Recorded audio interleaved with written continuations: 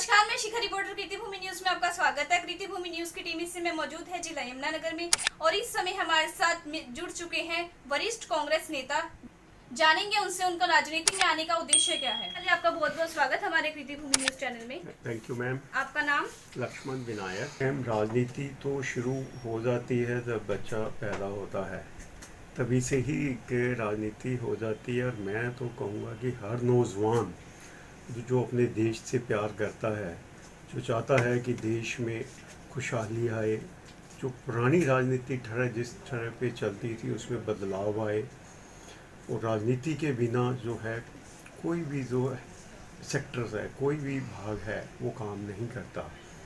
तो हमें जो है वो राजनीति में आना बहुत अनिवार्य है। ख़ास तौर पे जो यूथ हैं, मैं उनसे अर्ज करूँगा, उनसे प्रार्थना करूँगा कि वो राजनीति में बढ़ चढ़ कर हिस्सा लें, ताकि जो गंदी राजनीति है, डर्टी पॉलिटिक्स है, उसमें सुधार लाया जा सके। डर्टी पॉलिटिक्स में हम इस तरह से है कि आप देखते हैं कि किसी भी नए लोग जो हैं उनको आगे नहीं आने दिया जाता। हम नोट करते हैं कि अधिकतर पॉलिटिक्स जो है वो फैमिली वाइज ही चलती रहती है। किसी को भी आज मैं देखता हूँ कि राजनेता किसी को भी आगे आने ही नहीं देते, ठीक है। और जगह जगह हम नोट करते हैं कि इनके जो स्कैम्स हैं, पॉलिटिकल स्कैम्स, वो हैं जिससे देश जो है हमारा आगे नहीं बढ़ रहा। तो इसको दूर करने के लिए, इसे ही डर्टी पॉलिटिक्स कहूँगा मैं, इसी पॉलिटिक्स को दूर करने के लिए नौजवानों का आज राजनीति में आना बहुत ज़रूरी है। अगर वो आएंगे तो उम्मीद है कि देश में काफ़ी जो है सुधार हो सकेंगे, राजनीति एक नया स्वरूप में खड़ी हो पाएगी। मैम, एक्चुअल मेरी तो वैसे मैं राजनीति में तो स्टूडेंट टाइम से हूँ। पहले हम लोग ऑल इंडिया स्टूडेंट फेडरेशंस के मंच पर काम करते थे जब स्टूडेंट्स थे, तो उस दौरान हम स्टूडेंट्स की डिमांड्स को लेके चलते थे। हमारे कॉलेज टाइम में काफ़ी आंदोलन रहे हैं, चाहे वो फीस के मुद्दे को लेकर आया, प्रोस्पेक्टस के मुद्दे को लेकर आया, या रोडवेज़ में स्टूडेंटों के पास के लिए रहा है ना, तो फीस बढ़ोतरी के लिए काफ़ी टाइम में हम लोग काम करते थे। तो उसी टाइम से ही हम लोग पॉलिटिक्स में थे। तो क्योंकि AISF जो था वो CPI, communist party of India का एक स्टूडेंट विंग था, तो उसके बाद हमने फिर यूथ फेडरेशंस पर काम किया, वो भी कम्युनिस्ट पार्टी ऑफ इंडिया का था।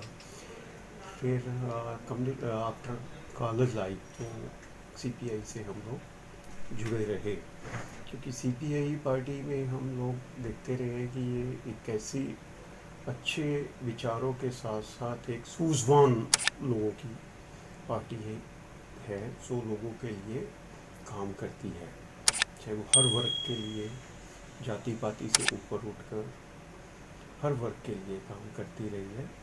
मेन उनका काम जो रहा है वो कमेरे वर्ग के लिए, जो मजदूर सेक्शंस हैं, उनके लिए काम करती रही है। तो इसके बाद जब अन्ना मूवमेंट चली तो हमने अन्ना मूवमेंट्स में यहाँ पर भाग लिया।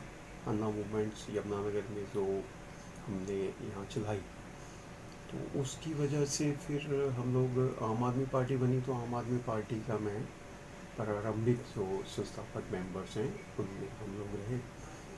तो वहाँ पर हमने दिल्ली में काफ़ी काम किया। हफ्ते में 2 दिन हम लोग दिल्ली में ही होते थे। केजरीवाल को 2 बार हमने वहाँ पर सत्ता में लाए, इतना काम किया यहाँ पर हमारी टीम ने। वो तो केजरीवाल से कुछ कोई अनुबंध नहीं रहा, ठीक है। कई बार क्या होता है कि हमारे जो विचार हैं वो नहीं मिलते, किसी वजहों से, किन्हीं वजहों से हम लोग, ठीक है, नमस्ते बोल देते हैं पार्टियों को, पर ऐसा नहीं है। केजरीवाल के लिए हमारी अच्छी शुभ हैं, अच्छाएँ हैं कि वो अच्छा कर रहे हैं, ठीक है। हमारे नहीं उनसे विचार कई बातों पे मिले तो हम लोग अलग हुए उनसे। तो कांग्रेस में आना जो है वो, क्योंकि कांग्रेस पार्टी एक ऐसी पार्टी हमें नज़र आती है, एक तो देशव्यापी पार्टी है, क्योंकि अब देख रहे हैं कि अभी जो सेंटर में ध्रुवीकरण होता है वो 2 पार्टियों में ही होता है अधिकतर।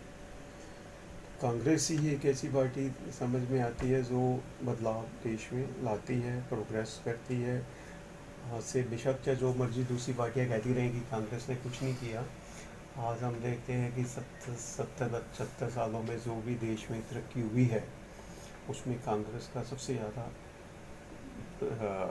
ऑलरेडी हमारे फैमिली मेम्बर्स लोग थे, मेरे पापा ताया जी है ना, सभी लोग ये कांग्रेस से ही थे।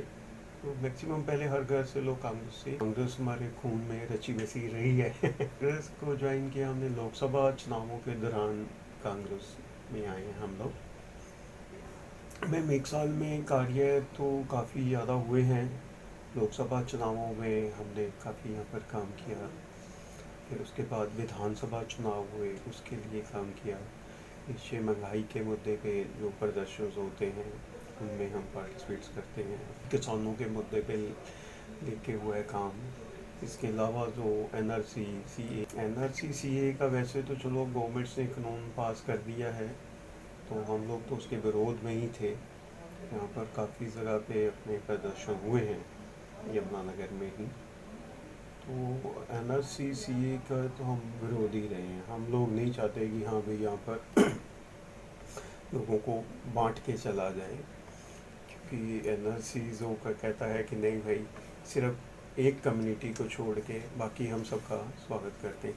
क्यों जब संविधान हमको एक वो देता है, को राइट्स देता है कि सभी जातियों को एक समान, फिर हम क्यों एक कम्युनिटी को अलग कर दें।